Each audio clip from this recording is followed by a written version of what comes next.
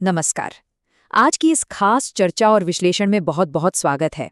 आज हम बात करने वाले हैं एक ऐसी अत्यंत प्राचीन और महाकाव्य जैसी कथा की जिसने असल में भारतीय दर्शन और आध्यात्म की पूरी नींव को आकार दिया है। हम बात कर रहे हैं देवी गंगा के पृथ्वी पर अवतरण की। लेकिन देखिए, यह सिर्फ एक नदी के पहाड़ से उतरकर धरती पर आने की कोई साधारण भौगोलिक घटना नहीं है। बिल्कुल नहीं, बल्कि ये कहानी है एक बहुत बड़े महासंग्राम की, ब्रह्मांडीय अहंकार और निस्वार्थ भक्ति के बीच की टक्कर की। आज हम मूल स्रोतों के जरिए समझेंगे कि कैसे भगवान शिव ने मां गंगा के उस प्रचंड अभिमान को चकनाचूर किया और ये साबित कर दिया कि कोई भी शक्ति, चाहे वो कितनी भी पवित्र क्यों न हो, अहंकार के साथ कभी भी इस जगत का कल्याण नहीं कर सकती। तो आइए जल्दी से देख लेते हैं कि आज हम किन अहम पड़ावों से गुजरने वाले हैं। हमारी शुरुआत होगी कपिल मुनि के उस भयंकर श्राप से। फिर हम देखेंगे भगीरथ की वो कठोर तपस्या। उसके बाद श्रीहरि का एक बड़ा आदेश। फिर मां गंगा का वो अचंभित करने वाला अहंकार। और आखिर में शिव की जटाओं में उस अहंकार का पतन। तो चलिए बिना किसी देरी के इस ब्रह्मांडीय कथा में गहराई से उतरते हैं। पहला अध्याय है कपिल मुनि का श्राप। आइए सबसे पहले उस मूल कारण को समझते हैं जिसने इस पूरी की पूरी घटना को शुरू किया। आखिर मां गंगा को स्वर्ग से पृथ्वी पर लाने की नौबत ही क्यों आई? तो कहानी शुरू होती है राजा सगर के अश्वमेध यज्ञ से। हुआ कुछ यूं कि जब राजा सगर के 1000 पुत्र यज्ञ के घोड़े की रखवाली कर रहे थे, तभी इंद्र ने चुपके से उस घोड़े को चुराया और गहरे ध्यान में बैठे कपिल मुनि के आश्रम में जाकर बांध दिया। अब जब सगर के उन बेटों ने घोड़े को मुनि के पास देखा तो बिना कुछ सोचे समझे घमंड में चूर होकर उन्होंने मुनि का भारी अपमान कर दिया। और इसका नतीजा, इस धृष्टता का परिणाम ये हुआ कि मुनि के श्राप से वो 1000 योद्धा पलक झपकते ही वहीं भस्म हो गए। जरा सोचिए, एक ही पल में 1000 योद्धा राख की ढेरी बन गए। अब उन पूर्वजों के उद्धार और मोक्ष का सिर्फ और सिर्फ एक ही रास्ता बचा था, किसी तरह स्वर्ग से मां गंगा के पवित्र जल को पृथ्वी पर लाना। अब आते हैं दूसरे अध्याय पर, भगीरथ की कठोर तपस्या। इतने भीषण श्राप के बाद सगर के वंश की कई पीढ़ियों ने कोशिश की, लेकिन इस असंभव काम को संभव करने का बीड़ा उठाया राजा भगीरथ ने, जिनका लक्ष्य एकदम साफ था, अपने पूर्वजों का उद्धार। अब यहाँ जो बात सबसे ज्यादा दिलचस्प है ना, वो है राजा भगीरथ की असीम विनम्रता। देखिए, जब भगीरथ शिवजी से मिलने पहुंचे तो शिव के गणों यानी नंदी और भृंगी ने उन्हें द्वार पर ही रोक दिया। अब वो एक महान राजा थे, चाहते तो जिद कर सकते थे, लेकिन उन्होंने कोई विशेषाधिकार नहीं मांगा।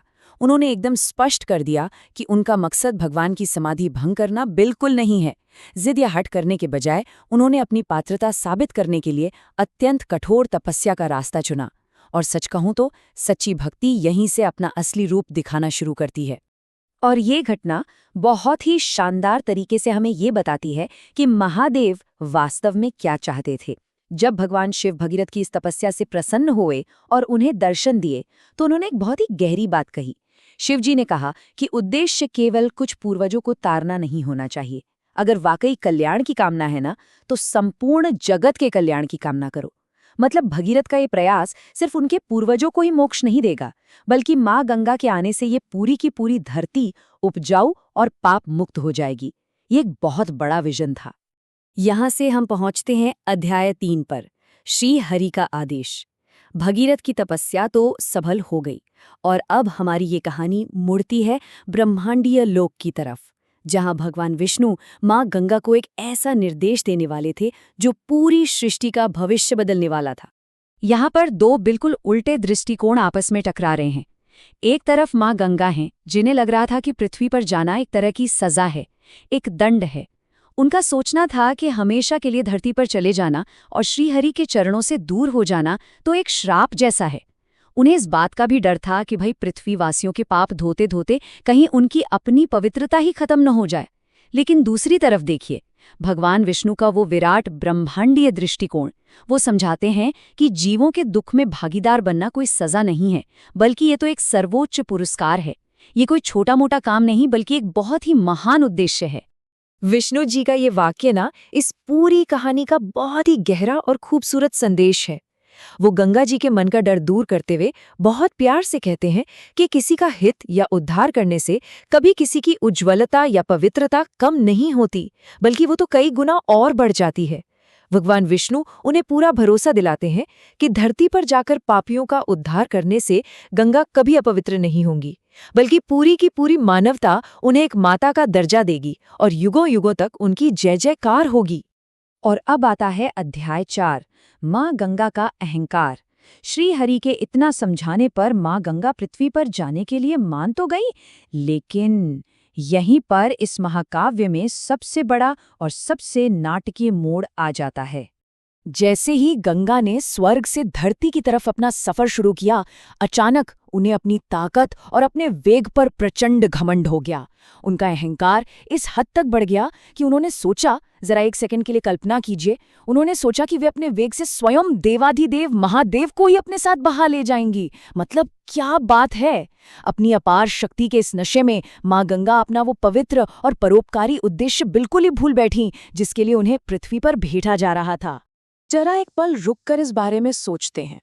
क्या एक नदी का अंधा अहंकार कभी भी इस ब्रह्मांड की सबसे परम शक्ति देवाधिदेव महादेव की स्थिरता को चुनौती दे सकता है? उस वक्त यही एक सवाल था जो पूरे ब्रह्मांड में गूंज रहा था। और इसी के साथ हम पहुंचते हैं अपने अंतिम और सबसे अहम पड़ाव पर, अध्याय 5, शिव की जटाओं में। यहीं पर कहानी अपने चरम पर पहुंचती है, जहां महादेव सृष्टि का संतुलन बनाए रखने और एक बहुत बड़ी सीख देने के लिए अपना निर्णायक कदम उठाते हैं। भगवान शिव ने बिना कोई समय गमाए गंगा के उस प्रचंड वेग को अपनी जटाओं में ही कैद कर लिया। सच कहूं तो ये पल इस कहानी का दार्शनिक हृदय है। शिवजी भगीरथ को समझाते हैं कि देखिए, अभिमानी का अभिमान इस दुनिया के लिए सिर्फ और सिर्फ विनाशकारी ही साबित होता है। कोई भी घमंड से भरा इंसान या शक्ति कभी किसी का उद्धार कर ही नहीं सकती। कल्याण करने की ताकत सिर्फ उसी में होती है जो पूरी तरह से निरंकारी और निरभिमानी हो। सीधा सा मतलब ये था कि जब तक गंगा का ये अहंकार नहीं टूटता, उनका धरती पर आना इस जगत के लिए फायदे की जगह बहुत बड़ा नुकसान साबित होता। इस अकल्पनीय घटना ने हमारी पौराणिक कथाओं को हमेशा हमेशा के लिए बदल दिया।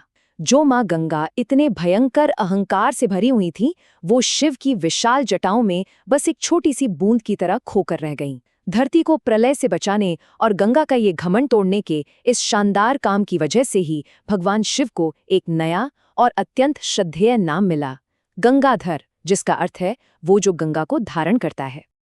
अब भाई गंगा तो शिव की जटाओं में कैद हो गईं, तो भगीरथ का वो सपना अधूरा रह गया। ऐसे में परमपिता ब्रह्मा और श्री हरि विष्णु ने बैकुंठ से आकर हस्तक्षेप किया, और यहाँ कहानी में एक बहुत ही अद्भुत रहस्य सामने आता है। विष्णु जी ने शिव को शांत करते हुए कहा कि महादेव, ये सब तो गंगा की एक लीला थी।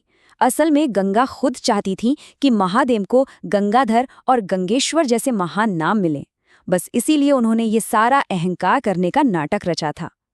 इस दिव्य संवाद और भगीरथ की उस अटूट भक्ति को देखकर भगवान शिव आखिरकार मुस्कुराए और प्रसन्न हो गए। फिर उन्होंने अहंकार से पूरी तरह मुक्त हो चुकी अत्यंत शांत और पवित्र गंगा को धरती पर बहने के लिए आजाद कर दिया। शिव की जटाओं से आजाद होने के बाद माँ गंगा ने पृथ्वी पर अपनी वो भौगोलिक यात्रा शुरू की जिसे हम आज भी देखते हैं।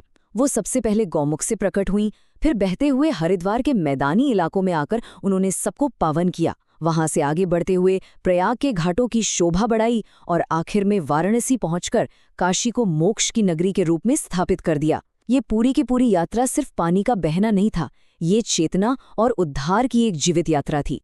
तो हम अपनी इस खास चर्चा के बिल्कुल अंत में आ चुके हैं, और जाते जाते ये आखिरी सवाल सच में बहुत गहराई से सोचने लायक है। इस पूरे महाकाव्य से हमें जो सबसे बड़ी सीख मिलती है वो ये है कि जब साक्षात माँ गंगा जैसी परम पवित्र ब्रह्मांडीय शक्ति को भी दुनिया का कल्याण करने से पहले अपने अहंकार को पूरी तरह मिटाना पड़ा, तो फिर हम इंसान किस घमंड में जी रहे हैं? क्या हम कभी सोचते हैं कि हमारी अपनी क्षमताएं, हमारी सफलताएं और हमारे ज्ञान का अहंकार ही वो दीवार तो नहीं है जो हमें हमारे सबसे बेहतरीन रूप तक पहुंचने से रोक रही है? बस इसी एक विचार के साथ आज के इस विश्लेषण को यहीं विराम देते हैं। हमारे साथ इस सफर में जुड़ने के लिए बहुत बहुत धन्यवाद।